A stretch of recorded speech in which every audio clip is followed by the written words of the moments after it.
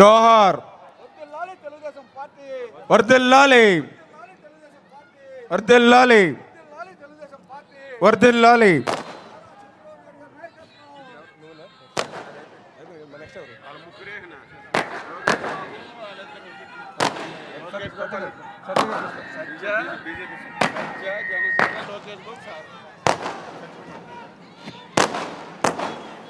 Telugu Desam party జాతీయ అధ్యక్షులు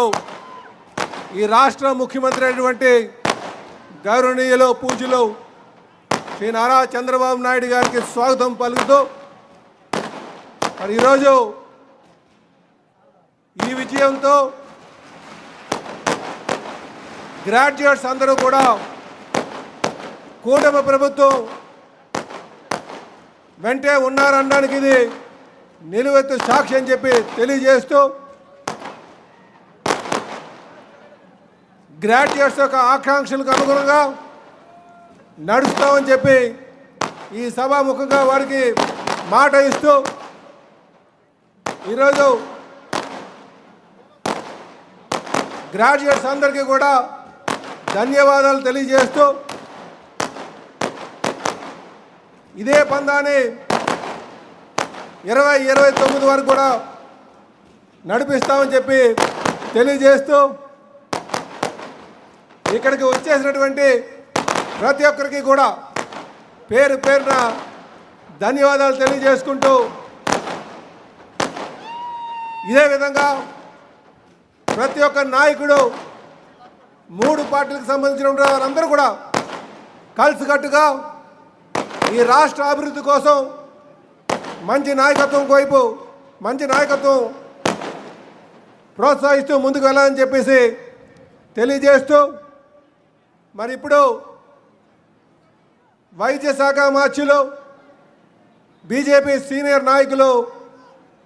మరి ముంచేస్తే మళ్ళీ ఈ ప్రభుత్వం అధికారంలోకి వచ్చిన తర్వాత 12,157 కోట్ల రూపాయలు చంద్రబాబు నాయుడు గారు నరేంద్ర మోడీ సహకారంతో మళ్ళీ పోలవరంని పట్టాలు ఎక్కిస్తున్నటువంటి పరిస్థితిని మేము గమనిస్తూ ఉన్నాం. అదేవిధంగా ఏదైతే మన ఆంధ్రులకందరికీ ఒక సెంటిమెంట్ విశాఖ ఉక్కు ఆంధ్రుల హక్కు అనేది, ఎందుకంటే ఆ రోజు ఎంతోమంది ప్రాణ త్యాగాలు చేసినటువంటి విశాఖ ఉక్కు ఆ రోజు జగన్మోహన్ రెడ్డి పాలనలో ప్రైవేటీకరణ వైపు పోతూ ఉంటే మళ్ళీ ఈరోజు కూటమి అధికారంలోకి వచ్చిన తర్వాత మళ్ళీ నరేంద్ర మోడీ గారి సహకారంతో 10,500 కోట్ల రూపాయలు మళ్ళీ సాయం అందించి ఏదైతే విశాఖ ఉక్కుని నిలిపి ఆంధ్రుల ఆత్మగౌరవాన్ని నిలిపారో అవన్నీ కూడా మేము గుర్తుపెట్టుకుంటూ ఉన్నాము. అదేవిధంగా ఏదైతే ఇవాళ ఆంధ్రప్రదేశ్ రాష్ట్రంలో ఎక్కడ చూసినా కూడా గుంతలు లేనిటువంటి రాష్ట్రంగా తీర్చిదిద్దాలనే ఉద్దేశంతో ఏ రకంగా అయితే కూటమి ప్రభుత్వం పనిచేస్తూ ఉందో, ఎక్కడ చూసినా ఏ పల్లెలో చూసినా కూడా మరి ఇంటింటికి వీధి వీధికి కూడా సిమెంట్ రోడ్లు కానీ ఇట్లా మౌలిక సదుపాయాలు ఏదైతే ఈ 9 నెలల కాలంలోనే మరి పంచాయతీరాజ్ శాఖ ద్వారా ఏ రకంగా ఏర్పాటు చేస్తూ ఉన్నారో మేమందరం కూడా గమనిస్తూ ఉన్నాం. ఈ రకంగా ఇంత పెద్ద ఎత్తున సంక్షేమాన్ని మరి అభివృద్ధిని తీసుకెళ్తూ మరొక పక్కన సంక్షేమాన్ని కూడా, ఎందుకంటే అధికారంలోకి వచ్చినటువంటి 9 నెలల్లోనే మరి మొదటి రోజునే పెంచినటువంటి పింఛన్. ఎందుకంటే ఈవేళ గ్రాడ్యుయేట్స్ చెప్పారు మేము ఇంటింటికి వెళ్ళినప్పుడు, ఈవేళ ఏదైతే మా నాన్నమ్మకో మా తాతయ్యకో లేదా మా ఇంట్లో ఉన్నటువంటి పెద్ద ఎవరైతే మరి వృద్ధులు ఎవరైతే ఉన్నారో మరి వాళ్ళకి 4,000 రూపాయలు పింఛన్ కానీ, ఎవరైతే దివ్యాంగులు ఉన్నారో వాళ్ళకి 6,000 రూపాయలు పింఛన్ కానీ, ఎవరైతే మంచాన్ని పడి ఉన్నారో మరి వాళ్ళకి 15,000 రూపాయలు పింఛన్ కానీ అన్న మాట ప్రకారం 1వ తేదీనే ఒక పేదల పండుగ, అది కూడా స్వయంగా ముఖ్యమంత్రి గారు సైతం ఆ పేదవాడి ఇంటికి వెళ్ళి ఏదైతే పింఛన్ గడప దగ్గరే అందిస్తూ ఉన్నారో మేము గుర్తుపెట్టుకుంటూ ఉన్నాం. ఎందుకంటే ఈవేళ 1వ తేదీ వచ్చింది అని అంటే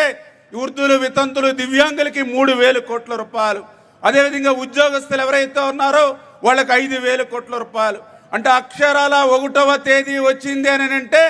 8,000 కోట్ల రూపాయలు అటు ఉద్యోగస్తులకు కానీ ఇటు వృద్ధులు వితంతులు దివ్యాంగులకు పింఛన్ కానీ ఇస్తూ ఉందనంటే ఈ ప్రభుత్వాన్ని మేము గుర్తుపెట్టుకుంటామనే విషయాన్ని కానీ, అదేవిధంగా మహిళలు చెప్పారు నాకు 100కి 100 పాళ్ళు నాయకుడిని సమర్థించాలి, నాయకుడికి మద్దతు ఇవ్వాలని ఆ రకంగా ఆ రోజున ఆయన ఏదైతే సూచించారో, ఏదైతే మార్గాన్ని చూపారో ఆ మార్గంలో అనుసరించి ప్రశాంతంగా ఆ రోజు అడిగారు, నీకేం కావాలని చెప్పి నన్ను అడిగారు.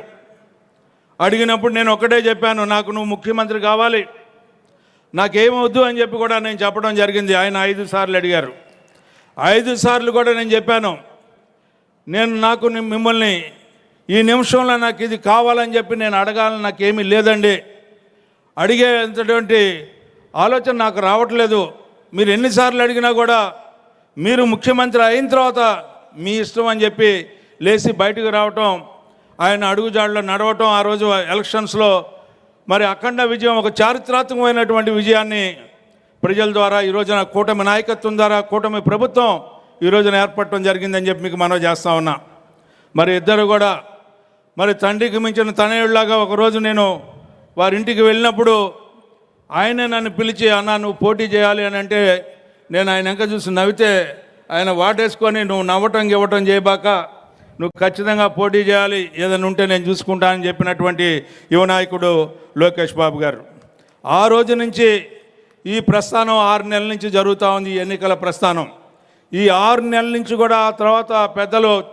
మన జాతీయ పార్టీ అధ్యక్షులు ఈనాటి ముఖ్యమంత్రి చంద్రబాబు నాయుడు గారు కూటమితో చర్చించిన తర్వాత నా యొక్క క్యాండిడేచర్ని అనౌన్స్ చేయడం జరిగింది. ఆ తర్వాత జరిగినటువంటి పరిణామాల్లో ఈ 6 నెలలు కూడా ప్రతి నిమిషం కూడా ఏ రకంగా ఎన్నికలను జరపాలి, ఎట్లా జరపాలి, ఏ విధంగా జరిపితే బాగుంటుందని చెప్పి ఎప్పటికప్పుడు ఆయన ఇన్ఛార్జీలని వేయటమే కాకుండా ఆ ఇన్ఛార్జీలని ఏ రకంగా చేయాలని చెప్పి వారికి చెప్పే విధానం కానీ నిజంగా ఆరితేరిన నాయకుడిలాగా నాకు కనపడినటువంటి వ్యక్తి నారా లోకేష్ గారు అని చెప్పి సందర్భంగా మనం చేస్తా ఉన్నాం. ఎందుకంటే నేను అందరినీ చూసా, స్వర్గీయ నందమూరి తారక రామారావు గారిని చూసా, ఆ తర్వాత చంద్రబాబు నాయుడు గారితో 35 ఏళ్ళుగా పనిచేస్తున్నాను. కానీ ఈ రోజున లోకేష్ గారి యొక్క పనితీరుని మనం చూస్తూ ఉంటుంటే ఒక్కొక్కసారి ఎంత స్ట్రైట్ ఫార్వర్డ్గా మాట్లాడుతూ ఉంటారంటే, పాయింట్ బ్లాంక్గా మనం ఏదో చెప్పి ఏదో సాధిద్దాం అనుకుంటే మాత్రం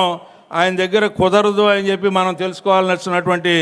అంశం అని చెప్పి నేను ముందుగానే గుర్తించా. అందుకే నేను ఎప్పుడు వెళ్ళినా కూడా ముఖస్థరిగా నాకు కావాల్సింది ఏందో చెప్తాను, అవసరం ఏందో తీసుకుంటాను. ఆ రకంగా ఆయన యొక్క మార్గాల్లో మనం అందరం కూడా నడుచుకుంటూ ఈ రోజున 6 నెలలు ఈ ఎన్నికల్ని జరిపారు అంటే, మరి ముఖ్యంగా 15 రోజుల క్రితం నుంచి అంచెలంచెలుగా ఏ రకంగా ఈ యొక్క ప్రోగ్రెస్ మనకు కనబడిందంటే, ప్రతి ఒక్క గ్రామంలో కూడా గ్రామ పార్టీని కూడా కార్యోన్ముఖులను చేసి ఈ ఎన్నిక వైపుకు తీసుకెళ్ళినటువంటి విధానం. ఇన్ఛార్జీలని మొత్తం 33 నియోజకవర్గాలకి ఇన్ఛార్జీలను వేయటం, ఇన్ఛార్జీలను వేయటమే కాకుండా అక్కడ జరిగినటువంటి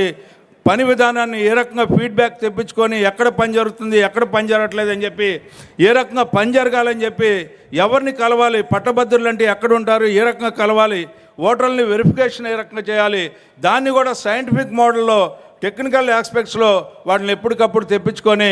అందరినీ కూడా ఈ రోజున పని చేయించినటువంటి ఘనత లోకేష్ గారిది అని చెప్పి సందర్భంగా మనవి చేస్తూ ఉన్నాను. ఆ రకంగా 33 నియోజకవర్గాల్లో ఉన్నటువంటి శాసనసభ్యుల్ని, పార్లమెంట్ సభ్యుల్ని, పార్లమెంట్ పార్టీ అధ్యక్షుల్ని, అదేవిధంగా ఇన్ఛార్జ్ మంత్రుల్ని అందరినీ కూడా ఎవరిని శాసించకుండా పని వైపుకు మరలించి ఆ పనిని సఫలం చేసినటువంటి నాయకత్వం ఈరోజు మా విజయం అని చెప్పి సందర్భంగా మనవి చేస్తూ ఉన్నా.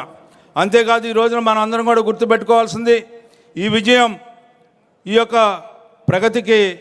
ఓటేసినటువంటి విజయం, ఈ విజయం అభివృద్ధికి సోపానం అని చెప్పి మీ అందరికీ మనవి చేస్తూ ఉన్నా. ఏ చారిత్రాత్మకమైనటువంటి విజయాన్ని గతంలో ఇచ్చారో అలాంటి విజయాన్ని ఈ రోజున మరి చేజారిపోకుండా కాపాడుకోవడానికి, మన అందరం కూడా కలిసి నడవడానికి, మరొకసారి మద్దతు పలకడానికి మాకు ఇచ్చిన విజయంగా నేను భావిస్తూ, అలాంటి విజయం అందించినటువంటి మీ అందరికి కూడా పేరు పేరున కింద కార్యకర్త నుంచి పైన నాయకత్వం వరకు, మరి ముఖ్యంగా ఇలాంటి ఎన్నికల్లో నన్ను నుంచోబెట్టి గెలిపించినటువంటి చంద్రబాబు నాయుడు గారికి, అదేవిధంగా పవన్ కళ్యాణ్ గారికి, పురంధేశ్వర్ గారికి, నారా లోకేష్ గారికి నా హృదయపూర్వకమైనటువంటి ధన్యవాదాలు తెలుపుకుంటూ